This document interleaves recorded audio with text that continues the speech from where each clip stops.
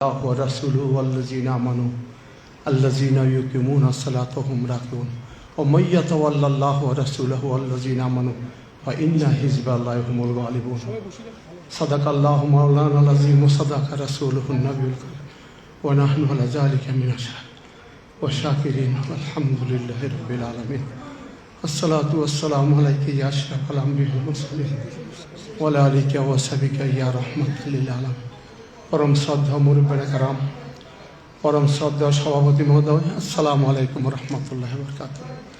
আল্লাহ পাক কোরআনুল কারীমে বলেন, নিশ্চয়ই নিশ্চয়ই আমি আল্লাহ তোমাদের ওলি, আমার রসুল তোমাদের ওলি, আর আমার ওলি আল্লাহরা তোমাদের ওলি। ওলি আল্লাহ যারা আল্লাহর সমস্ত হুকুম আহমকে নিষ্ঠার সাথে পালন করে।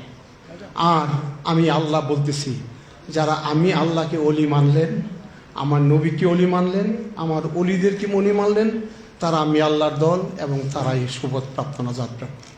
আল্লাহর কাছে শুকরগুজারি করি আজকে আমরা সে গাউসুল আবহাওয়ার বাবা ভান্ডারী হযরত সাহেব কেবলা ওনাদের অধস্তন সাহেব জাদেগান এত সুন্দর অনুষ্ঠানের আয়োজন করছে।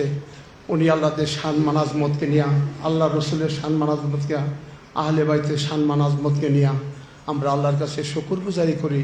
এই বরকতমণ্ডিত মাহফিলে আল্লাহ আমাদেরকে আসার জন্য তৌফিক দান করছেন। আমি সংক্ষিপ্ত 5টা মিনিট সময় নেব। হযরত সাহেব কেবলা আমাদের ব্যারিস্টার বজলুস সত্তার সাহেবের নাম আপনারা সকলেই জানেন। ইনি ভাষা নির্ণয় করতেন।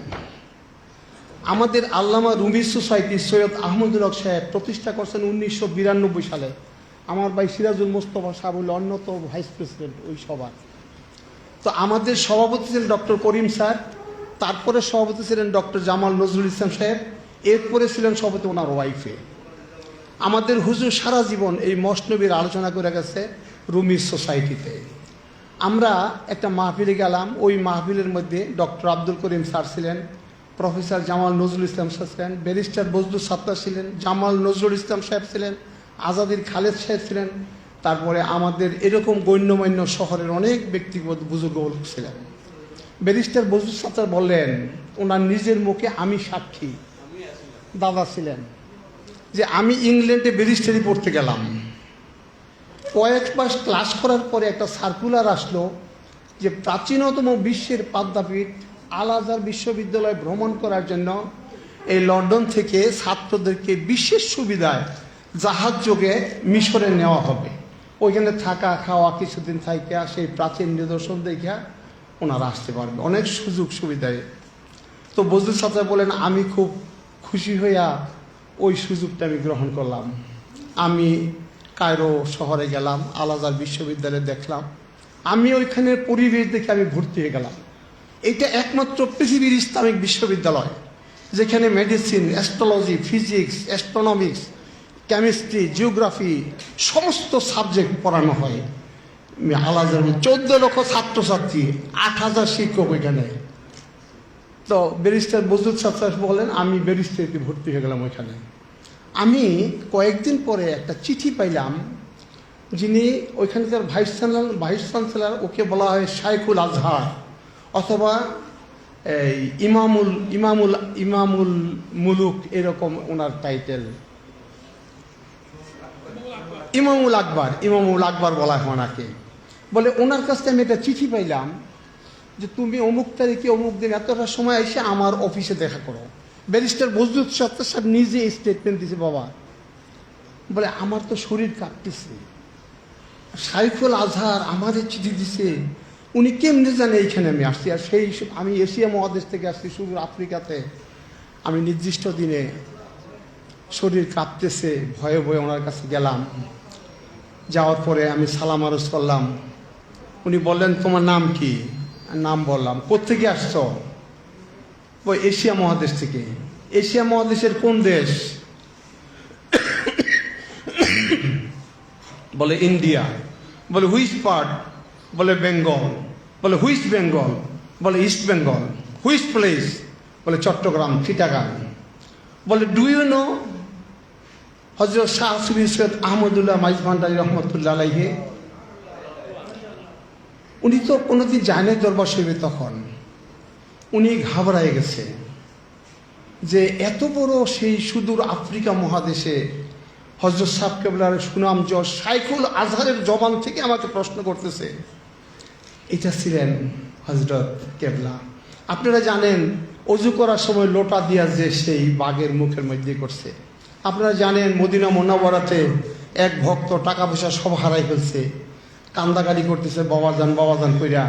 সেই বাবাজান মুহূর্তের মধ্যে তাকে পৌঁছে দিলেন আমাদের সেই ইয়েতে ডাবল মোরিং থানার মধ্যে।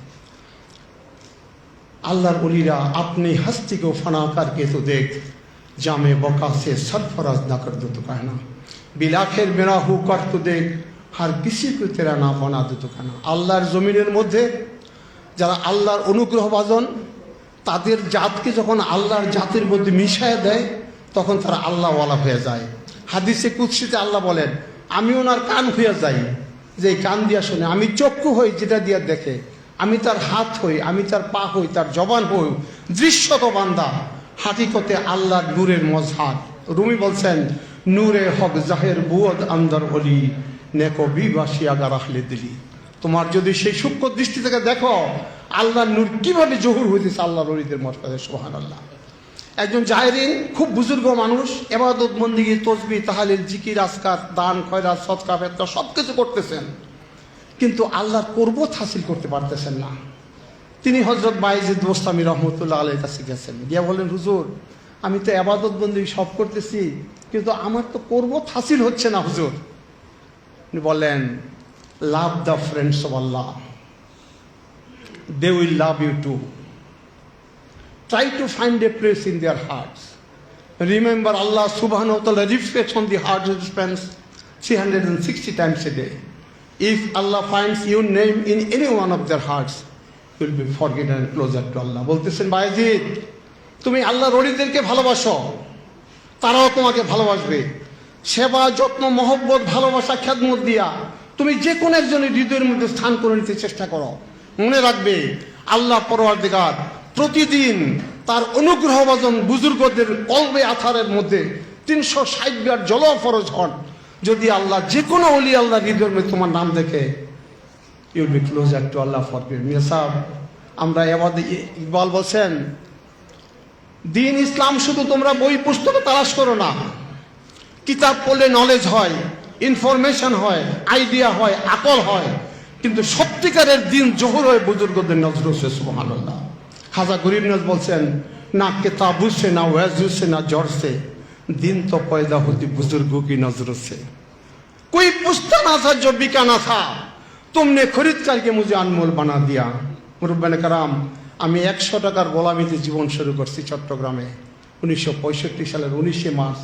আমার বাবা ইসাবুল কেবলা, যিনি সারা জীবন হযরত সাহেব কেবলা বাবাজার কেবলার জীবন উনি উৎসর্গ করে দিয়েছেন, সেই তখনকার দিনে 70 টাকা বেতনের চাকরি ছিল হুগলি কলেজের প্রফেসর। ওইগুলি ছেলে বাবাজান এবং হযরতের খেদমতে জীবন কাটাইছে।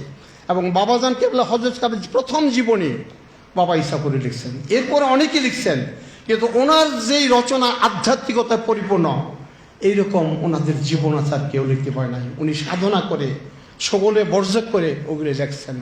মেসাব, আমি খুবই অসুস্থ, এখনই আমি যাচ্ছি একটু সিঙ্গাপুরে। আপনারা মাহফিলের পরে মোনাজাত করে বাজান একটু দোয়া করবেন, আল্লাহ যেন সহিসার মধ্যে সুস্থ হয়ে আবার আপনাদের মাঝে আসতে পারি। আমাকে ক্ষমা করেন আমার এই বেয়াদবির জন্য। আজকে আমার ফ্লাইটের সময় হয়ে গেছে। আসসালামু আলাইকুম।